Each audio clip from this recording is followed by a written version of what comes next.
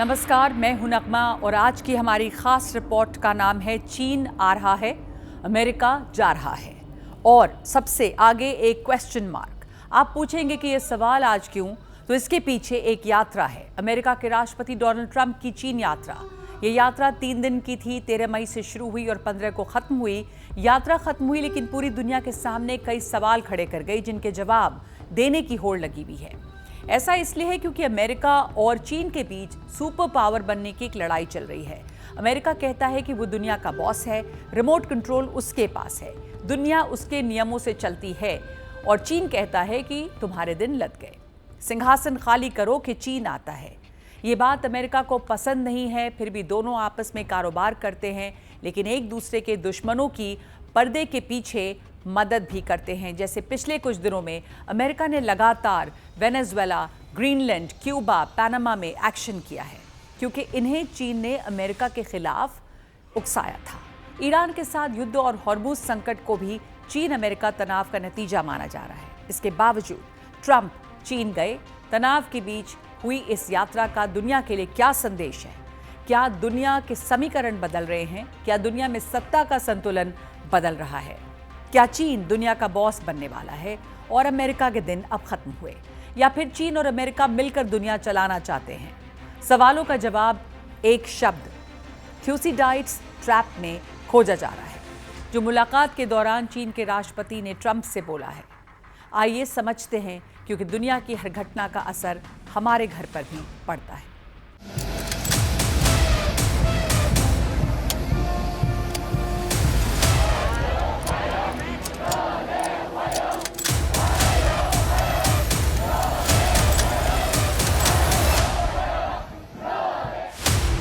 Temple of haven के बाहर Trump से क्यों मिले जिनपिंग?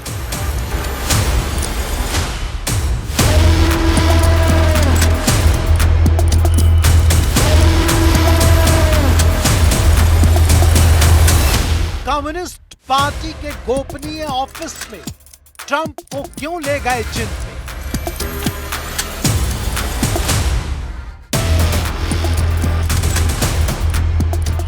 जोंगनान हाई गार्डन में ट्रंप जिनपिंग से क्या पूछा?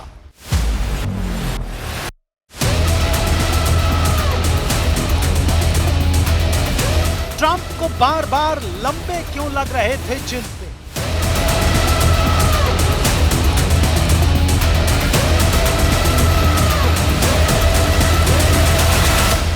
मीटिंग के सोफे में बैठते ही ट्रंप क्यों धंस गए?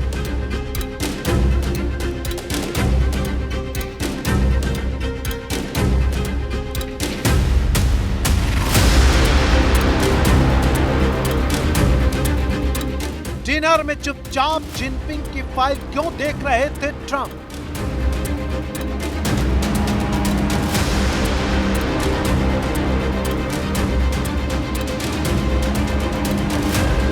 चीन great Hall of the people में अमेरिका के विदेश मंत्री हैरान क्यों थे?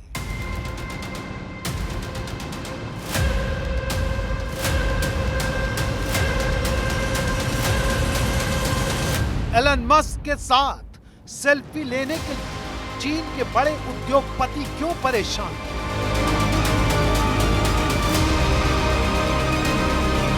एलन मस्क यात्रा में अपने बेटे को साथ क्यों ले गए थे?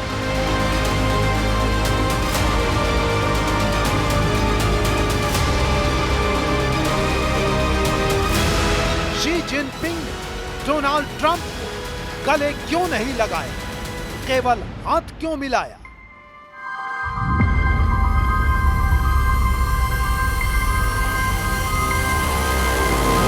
जिनपिंग से हाथ मिलाकर रूबियो ने ट्रंप को आंख क्यों मारी?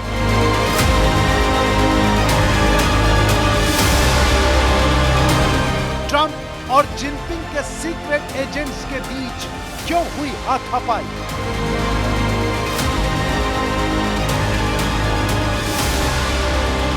ट्रंप के आने पर पूरा बीजिंग कैमरे में क्यों बदल गया?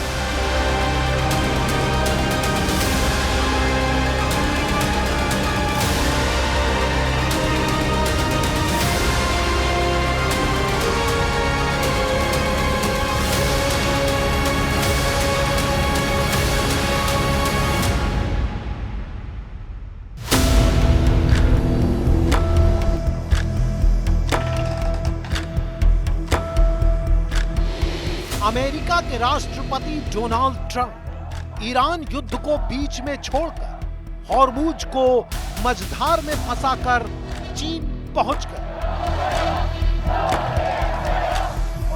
लेकिन उनके स्वागत के लिए जिनपिंग के डिप्टी हान जुंग पहुंचे। शी जिनपिंग ट्रंप का वेलकम करने खुद हवाई अड्डे पर नहीं आए।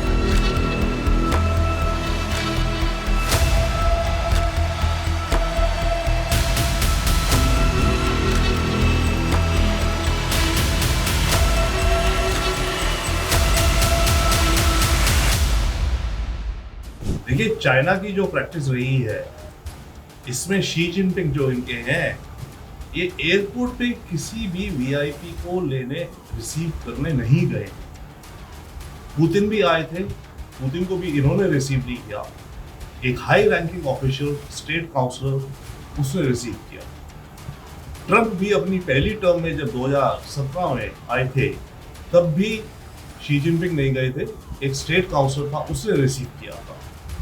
तो एक तरह से तो आप कहें कि शी जिनपिंग ने अपना जो एक्सपेक्टेड है चाइनीज प्रोटोकॉल को मेंटेन रखा। अमेरिकन को भी पता है कि नहीं जाते हैं, ठीक है। परंतु शी जिनपिंग जो कर सकते थे, अगर चाहते ट्रंप को इम्प्रेस करना, तो वो इस प्रोटोकॉल को तोड़ करके जा सकते थे एयरपोर्ट पे। तब कहा जाता कि भाई हाँ, शी जिनपिंग प्रोटोकॉल तोड़कर स्पेशली वेलकम करने आए हैं। तो शी जिनपिंग ने वो नहीं करा। खुद में भी वो एक सिग्नल है।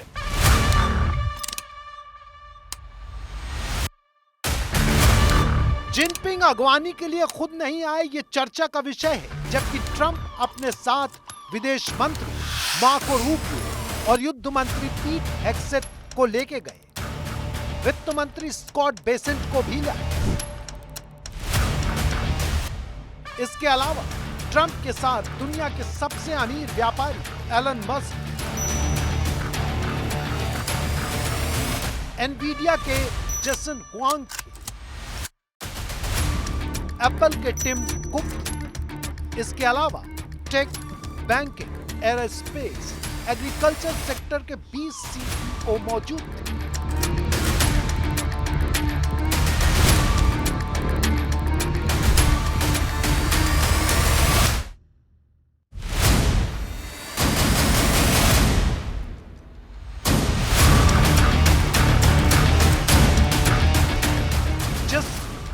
क्वालकॉम के क्रिस्टियानो एमो, मेटा की दीना पॉवेल, माइक्रॉन के Sanjay Mehrotra, BlackRock, Blackstone, Citigroup, Goldman सैक्स, Visa, Mastercard, Boeing, GE Aerospace, Coherent, aluminium, Cargill के बड़े अधिकारी और सीईओ और सीईओ शामिल हैं।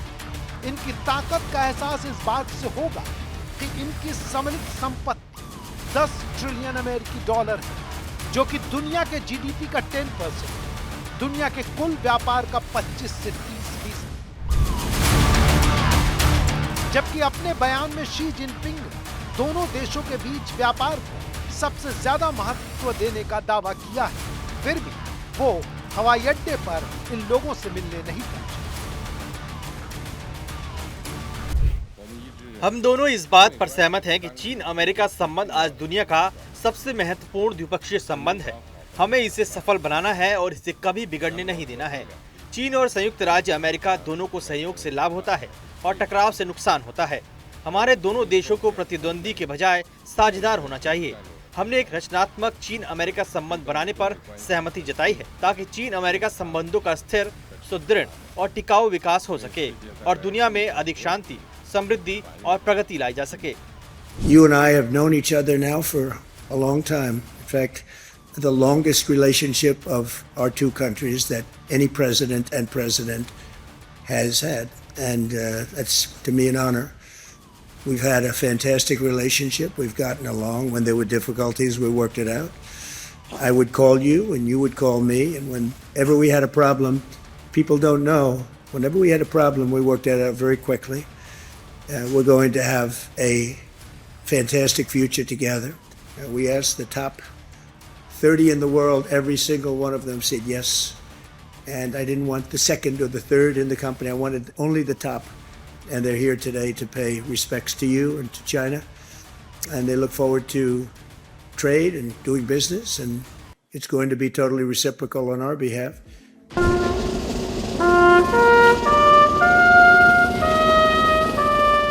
चीन की राजधानी बीजिंग में बना ऐतिहासिक great Hall of the people सज कर तैयार था। अमेरिका का झंडा फहरा रहा था। सेना के जवान हथियारों से लैस होकर सलामी गारद के लिए निकले।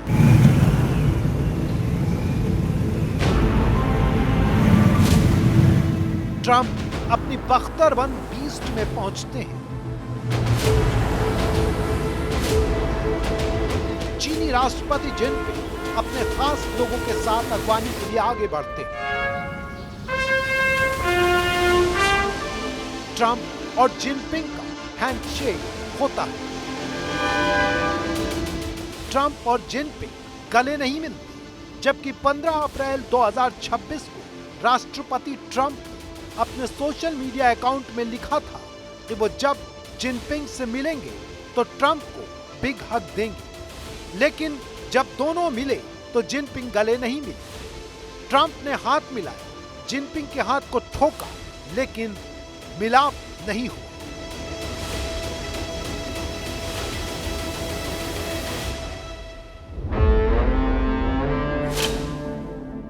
ट्रंप ने ट्वीट किया था कि जब वो शी जिनपिंग से मिलेंगे तो वो उनको गले लगा लेंगे, लेकिन ऐसा बिल्कुल भी नहीं हुआ, क्योंकि ट्रंप बहुत बड़बोले हैं और चीन को भी ये पता था कि अगर शी जिनपिंग ऐसा करते हुए नज़र आते हैं जो कि अमेरिका चाहता है, तो संदेश ये जाएगा कि चीन अमेरिका के इशारों पर नाच रहा है।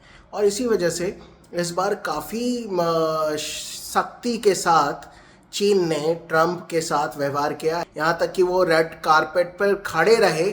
ट्रंप खुद चलकर उनके पास गए, तब जाकर स्वागत हुआ। तो मुझे लगता है जो अमेरिका का या ट्रंप का जो दौरा था वो बहुत ही डेस्परेट मूव था अमेरिका का, जिसको चीन ने भांप लिया था, क्योंकि ईरान के मुद्दे पर ट्रंप ने मुंह की खाई है। ट्रंप चाहते थे कि चाइना को बोलें कि आप ईरान को हथियार ना बेचें, लेकिन हमें ताइवान को बेचने दें। तो वहाँ पर भी चीन ने दो टूक अमेरिका को सुना दी। Great Hall of the People की सीढ़ियों के दोनों ओर अमेरिका और चीन के नामी लोग खड़े थे। ट्रंप जब जिनपिंग के साथ चीन के लोगों से मिलने के लिए आगे बढ़े तो सबसे पहले खड़े थे शी जिनपिंग। चीन में ताकत के पहाड़ पर नंबर 2, जिनपिंग के सबसे विश्वसनीय। ये सबसे नहीं मिलते, लेकिन ट्रंप से मिलने के लिए great Hall of the People की सीढ़ियों पर खड़े थे। दूसरी ओर अमेरिका के मंत्री और 20 CEO खड़े थे।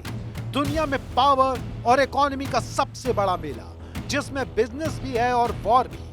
इसी को भांपकर शी जिनपिंग ने अपनी मुलाकात से युद्ध को बाहर करने की बात भी कह दी। इसके लिए जिनपिंग ने थ्यूसिडाइड्स ट्रैप शब्द का इस्तेमाल किया, जो कि दुनिया की सबसे बड़ी खबर बन गया।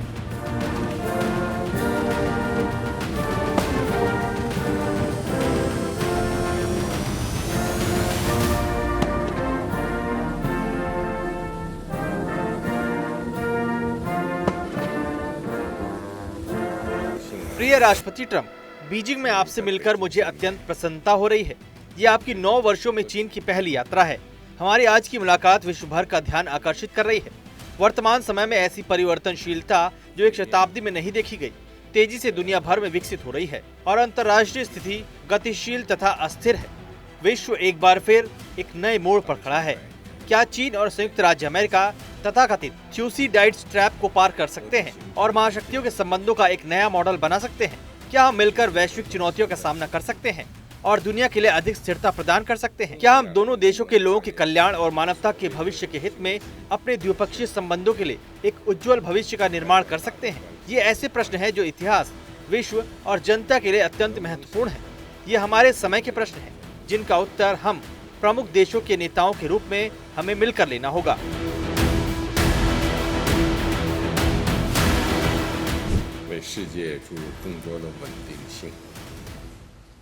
ट्रंप ने जिनपिंग की बातों पर सहमति से सिर हिलाया, लेकिन संदेश पूरी दुनिया में कुछ और ही गया। थ्यूसिडाइड्स ट्रैप में चीन और अमेरिका के रिश्ते कैद हो गए हैं। इस शब्द का अर्थ आपको समझा देते हैं।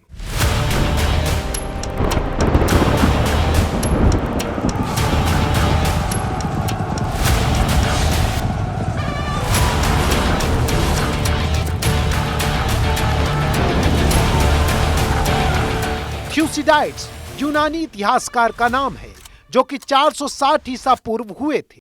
इनकी प्रसिद्ध रचना का नाम है हिस्ट्री ऑफ पेलोपोनेशियन वॉर। 431 से 404 ईसा पूर्व एथेंस और स्पार्टा के बीच पेलोपोनेशियन युद्ध हुआ था। स्पार्टा स्थापित शक्ति थी और एथेंस का उभार उसे चुनौती दे रहा था। इसका संदेश यह है कि जब एक स्थापित सुपर पावर के सामने दूसरी शक्ति का विकास होता है तो युद्ध एक अनिवार्य घटना हो जाती है। इसे ही थ्यूसिडाइड्स ट्रैप कहा जाता है। आधुनिक काल में हार्वर्ड विश्वविद्यालय के ग्राहम एलिसन ने डेस्टाइन्ड फॉर वॉर किताब लिखी, जिसमें थ्यूसिडाइड्स ट्रैप के 16 केस पर रिसर्च किया गया। स्थापित शक्ति को उभरती सत्ता की चुनौती में 12 बार युद्ध हुआ और 4 बार नहीं हुआ।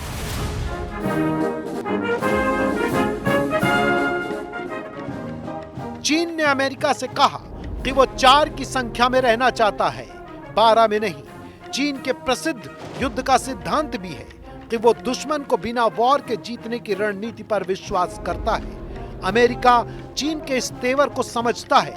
जिनपिंग के बयान में थ्यूसिडाइड्स ट्रैप को किसी ने दोस्ती का हाथ समझा तो किसी ने दुश्मनी की धमकी। किसी ने कहा कि चीन ने युद्ध की जगह व्यापार करने को कहा है, तो कुछ ने कहा कि चीन ने ताइवान पर अमेरिका को चेतावनी दी है।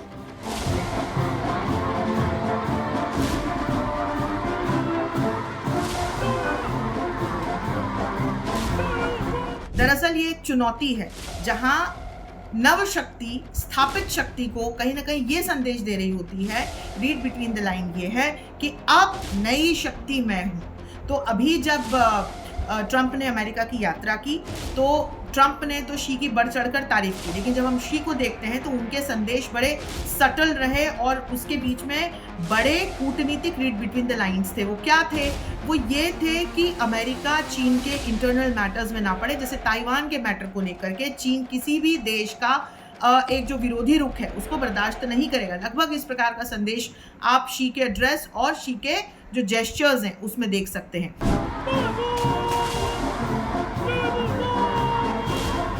ट्रंप की यात्रा कवर करने वाले पत्रकारों ने एक बड़ा खुलासा किया। यात्रा खत्म करके जब प्रतिनिधिमंडल चीन से अमेरिका लौटने के लिए वापस विमान पर बैठने आया तो चीन से मिले सभी गिफ्ट और सामान विमान के बाहर रखे डस्टबिन में डाल दिए गए। I'm not keeping any of this. It's all going in the trash. Done. Back to America now.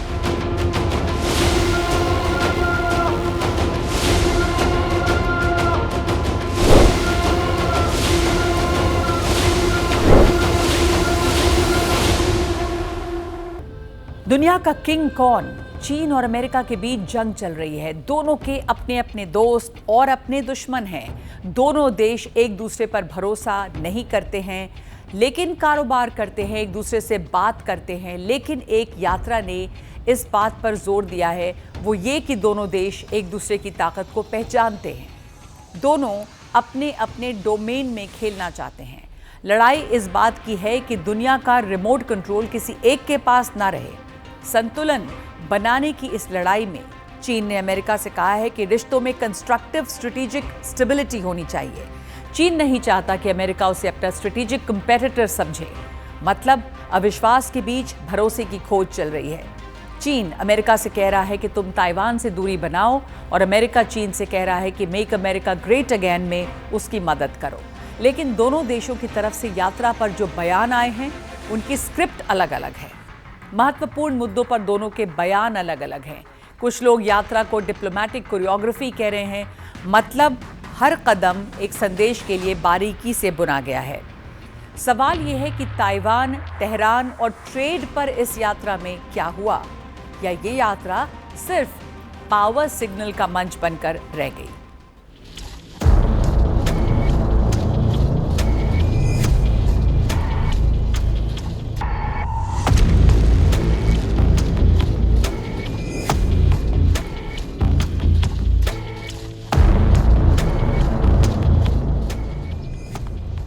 Trump की चीन यात्रा के दौरान दोनों नेताओं ने टेंपल ऑफ हेवन का भी दौरा किया।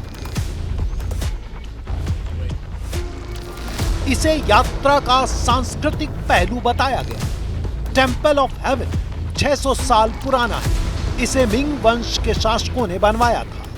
ये यूनेस्को वर्ल्ड हेरिटेज साइट भी है।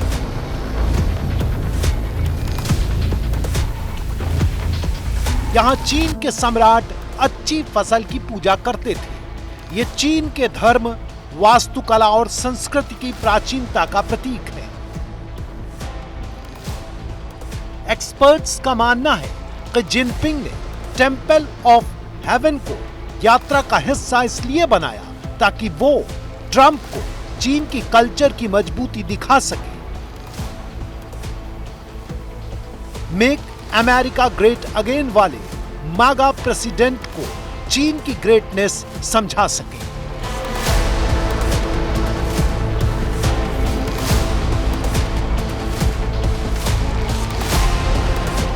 चाइना ये मानता है कि वो हेवन और पृथ्वी के बीच का मिडिल किंगडम है। जब चाइना अपने को मिडिल किंगडम कहता है, वो ये नहीं कहता कि मैं दुनिया का मिडिल किंगडम हूं। उसका मानना यह है कि हेवन और पृथ्वी के बीच में मैं किंगडम हूं, यानी कि पूरी की पूरी पृथ्वी मेरे नीचे है और मेरे ऊपर हेवन है। तो ये एक सिंबलिक नोशन है, बिलीफ है, चाइना की अपनी स्टोरी है। शी जिनपिंग अपने साथ प्रेसिडेंट ट्रंप को लेकर जोंगनान हाई भी गए। ये चीन की प्रसिद्ध फॉरबिडन सिटी के पास है। यहीं पर कम्युनिस्ट पार्टी और देश के सबसे खास लोग रहते हैं, काम करते हैं। ये बहुत सुरक्षित और गोपनीय जगह है। माना जा रहा है कि ट्रंप को यहां लाकर चीन ने संदेश दिया कि वो अमेरिका का सम्मान करता है और उस पर विश्वास करता है।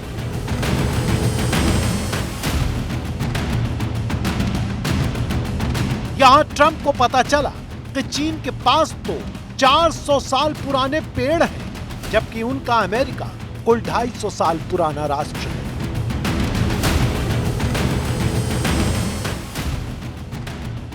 शायद यही वजह है कि ट्रंप ने जिनपिंग से बड़ा अजीब और अनौपचारिक सवाल पूछ लिया।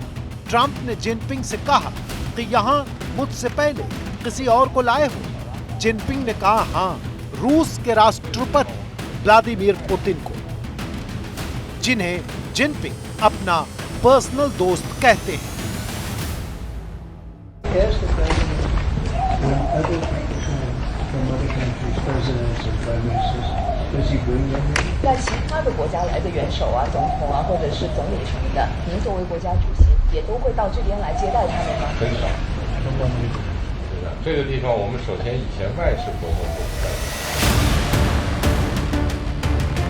यात्रा के दौरान जब दोनों नेता औपचारिक रूप से मिले तो उनके प्रतिनिधिमंडल की जो मीटिंग हुई वो जगह great Hall of the people. यहां पर जब ट्रंप और जिनपिंग मिले तो औपचारिक फोटो खिंचवाने के लिए दोनों एक सोफे पर बैठे। ट्रंप का सोफा बैठते ही धंस गया, जबकि जिनपिंग के साथ ऐसा नहीं हुआ। ट्रंप बार बार सोफे में पोजीशन बदल रहे थे, एडजस्ट हो रहे थे। वो अजीब घुसकर टांगों के बीच में हाथ बांधकर बैठे हुए थे। तस्वीर बहुत मजबूरी और बेचारगी की तरह देखी गई, जबकि जिनपिंग सोफे में बाहर की तरफ निकलकर बैठे थे, लगातार तने हुए। उनके हाथ सोफे के हत्थे पर ऐसे रखे थे जैसे कोई राजा अपने सिंहासन पर बैठा हो। ट्रंप ढीले ढाले दिखे, जबकि जिनपिंग टाइट। बॉडी लैंग्वेज का डिप्लोमेटिक संदेश पढ़ने वालों ने कहा कि अमेरिका ने चीन की चुनौती को स्वीकार कर लिया है। अमेरिका ने मान लिया है कि चीन आ चुका है और अब उसे चीन के हिसाब से खुद को सेट करना होगा। ये बॉडी लैंग्वेज हम सभी लोगों ने नोटिस की। ट्रंप बिल्कुल असहाय होकर बैठे थे, या ये बोला जाए कि उनके ऊपर इतना ज़्यादा प्रेशर पड़ गया है बाकी विश्व से रिश्ते सुधारने का, या ईरान में जो अमेरिका की फजीहत हो रही है, या उनके गले एक तरह की हार ही पड़ रही है कि ईरान उनकी बात नहीं मान रहा है। तो उनको लगता था कि हम चीन को जाकर बात करेंगे, क्या पता वहाँ से कुछ निकले, लेकिन ऐसा नहीं हुआ। चीन के शी जिनपिंग बिल्कुल फर्म तरीके से सोफे पर बैठे रहे।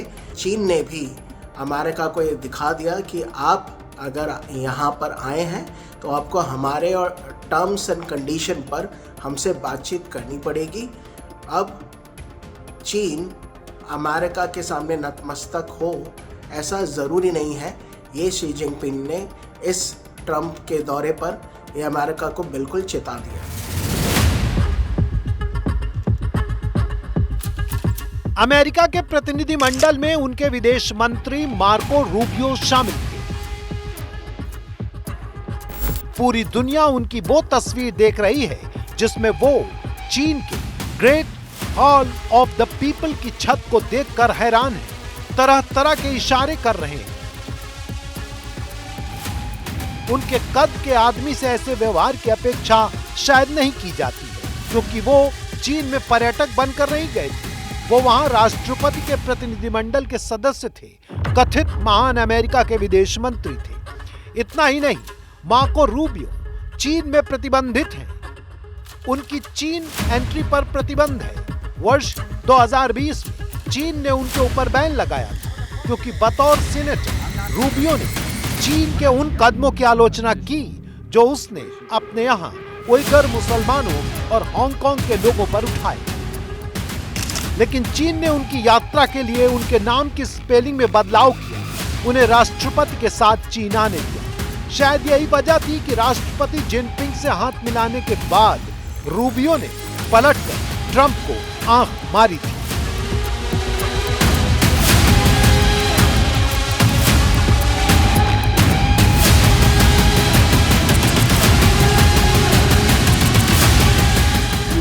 खास करके मार्को रूबियो का बॉडी लैंग्वेज इस बात की तरफ इशारा कर रहा है कि चाइना नंबर 1 हो गया है और यूएस नंबर 2 हो गया है। ऐसा बिल्कुल भी नहीं है। हाँ, यूएस का रिलेटिव डिक्लाइन हो रहा है। इस बात को लेकर के लगभग जो जितने भी विदेश मामलों के जो भी स्कॉलर्स हैं, इंटरनेशनल रिलेशंस के स्कॉलर हैं, वो सब इस बात को मानते हैं कि रिलेटिव डिक्लाइन यूएस का हुआ है।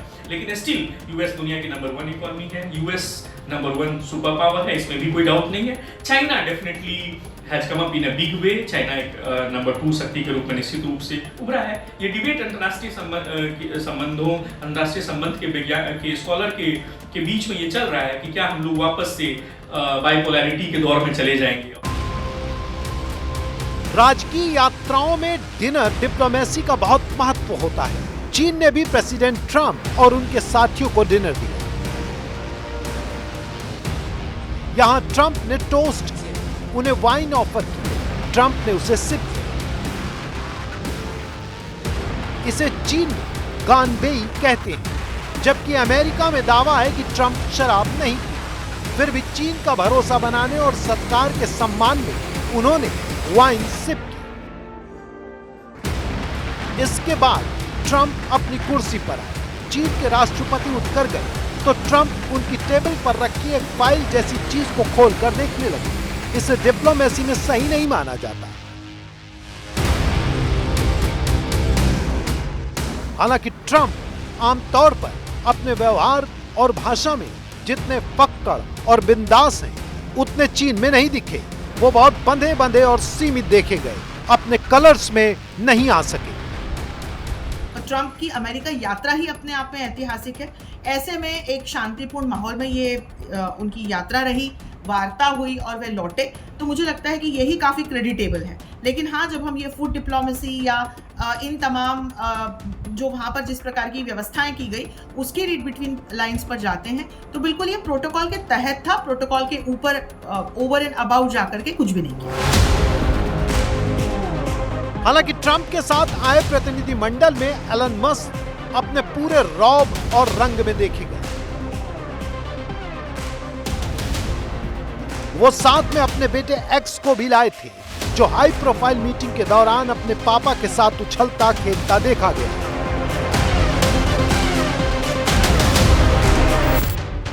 चीन के बड़े उद्योगपति फोन निर्माता एलन मस्क के साथ सेल्फी लेते देखे गए।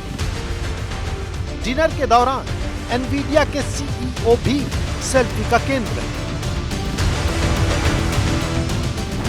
लेकिन यात्रा के दौरान ट्रंप को कितनी बड़ी डील मिली, इसकी पुष्टि पर अमेरिका और चीन के दावे में फर्क देखने को मिला। एनवीडिया चिप के दरवाजे ट्रंप ने चीन के लिए खोले हैं, लेकिन कोई खरीदार खबर लिखे जाने तक सामने नहीं आया। ट्रंप 200 बोइंग विमान बेचने का दावा किया, लेकिन चीन ने इसकी पुष्टि नहीं की। दावा यह भी किया गया कि चीन अमेरिका से तेल खरीदेगा, लेकिन इसकी भी औपचारिक पुष्टि नहीं हुई। कृषि उत्पादों के बारे में भी डील का दावा है, लेकिन चीन ने पुष्टि नहीं की। व्यापार संतुलन सुधारने की बात पर सहमति बनी। चीन यात्रा के दौरान दो प्रमुख मुद्दों पर क्या परिणाम रहा, इसे लेकर भी दोनों तरफ से कोई साझा सहमति सामने नहीं आई। हालांकि राष्ट्रपति ट्रंप ने अपनी तरफ से हर मुद्दे पर बयान दिया है, लेकिन चीन ने चुप्पी साध रखी है। गैर परंपरागत सोर्स से कई तरह की बातें सामने आई। ताइवान पर चीन की तरफ से दावा किया जा रहा है कि उसने स्पष्ट कहा कि ताइवान चीन के लिए भावनात्मक मुद्दा है, ताइवान पर उसका अधिकार है। अमेरिका को ताइवान से दूर रहना चाहिए। ताइवान को हथियार डील के तहत आर्म्स सप्लाई नहीं करने चाहिए। जबकि अमेरिका का दावा है कि उसने जिनपिंग की बात सुनी है, लेकिन ताइवान के मुद्दे पर कोई कमिटमेंट नहीं किया है। On Taiwan, he does not want to see a fight for independence because that would be a very strong confrontation. And I heard him out. Are you going to say your word? No, I didn't make a comment on it. I heard him out. I have a lot of respect for him. On Iran, it's very interesting. He feels strongly they can't have a nuclear weapon. He said that very strongly. They cannot have a nuclear weapon, and he wants them to open up the strait. But as he said, they closed it, and then you closed them with a smile. And it's true. We control the strait, and they've done no business. Literally, they've done no business in the last 2.5 weeks, which is approximately $500 million a day. So no, I don't think so. I think on Taiwan, he feels very strongly. I made no commitment either way. We'll see what happens. What about the arms sales to Taiwan? I'll make a determination over the next fairly short period. You're not necessarily going to go ahead. It was your I'm going proposal. to make a determination. I'm going to see. I have to speak to the person that right now is, you know who he is, that's running Taiwan.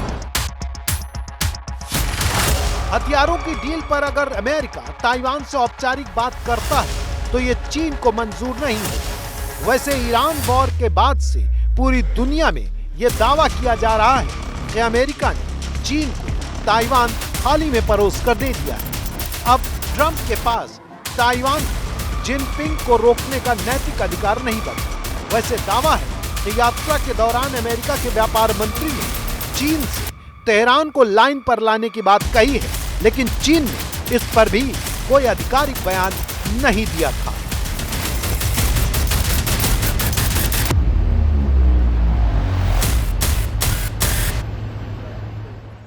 राष्ट्रपति Trump की चीन यात्रा की तुलना कुछ expert 1956 के Suez moment से कर रहे हैं।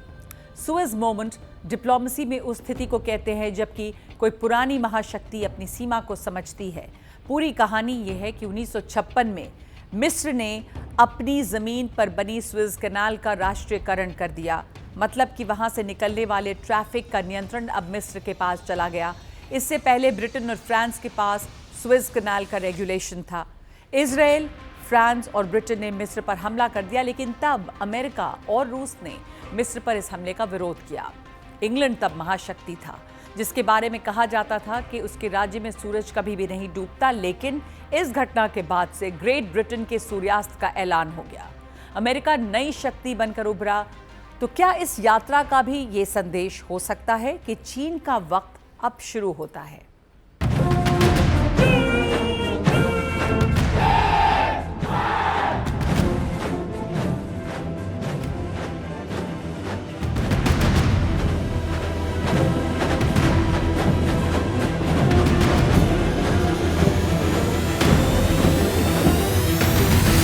आपके टीवी स्क्रीन पर ट्रंप की चीन से विदाई की तस्वीरें हैं।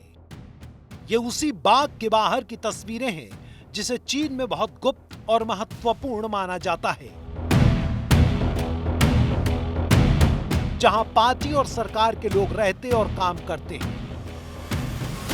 इन तस्वीरों में जिनपिंग की बॉडी लैंग्वेज को बहुत रिजिड बताया गया है। ट्रंप ही जिनपिंग की तरफ हाथ बढ़ाते हैं, हाथ को पकड़कर अपनी ओर खींचते हैं, हाथ पर अपने हाथ से थपकी देते हैं। जिनपिंग का व्यवहार बहुत ठंडा है। ट्रंप जिनपिंग की बांह भी थपथपाते हैं, कुछ इशारे भी करते हैं, लेकिन जिनपिंग ऐसे दिख रहे हैं जैसे ट्रंप से पेंट छुटाना चाहते हैं।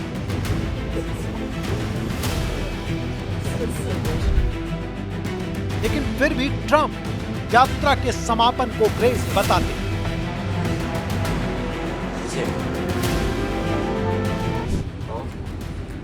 We had a great time. Thank you very much, everybody. We had a great time. We had a great time. Thank you very much, everybody.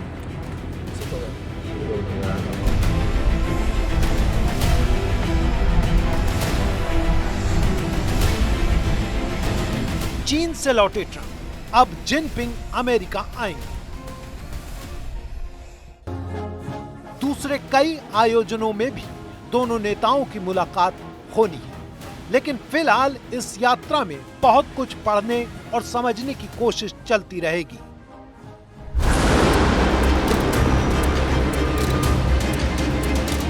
क्योंकि ईरान के साथ युद्ध अभी खत्म नहीं हुआ।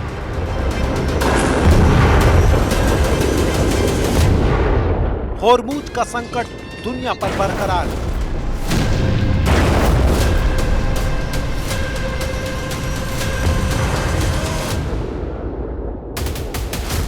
क्यूबा में सत्ता बदलने का संकट बना हुआ है। ग्रीनलैंड पर कब्जे की धमकी के दौरान ट्रंप का वो बयान सबको याद है, जिसमें उन्होंने कहा था कि वो चीन और रूस को अपने पड़ोस में बैठने की जगह नहीं देंगे। I'm not talking about money for Greenland yet. I might talk about that. But right now, we are going to do something on Greenland, whether they like it or not, because if we don't do it, Russia or China will take over Greenland, and we're not going to have Russia or China as a neighbor.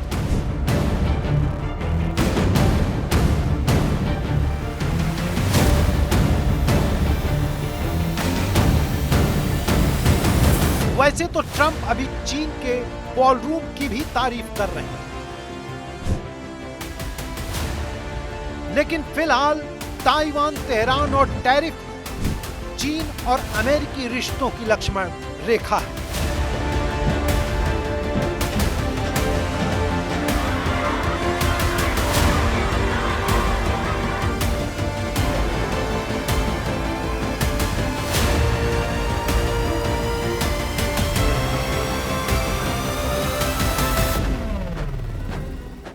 तो पूरी दुनिया चीन और America के बीच बहुत कुछ पढ़ने की कोशिश कर रही है। कुछ लोगों का दावा है कि वो दुनिया में शक्ति संतुलन को बदलते हुए देख रहे हैं, जिसमें चीन आ रहा है और अमेरिका जा रहा है। लेकिन एक सच्चाई ये भी है कि अमेरिका ने चीन के विरोध के बावजूद ईरान पर हमला किया। लगातार ताबड़तोड़ वो हमले जारी रहे। यूरोप और नेटो देशों में चीन के बढ़ते असर को किनारे लगाकर अकेले दम पर ईरान पर जबरदस्ती की।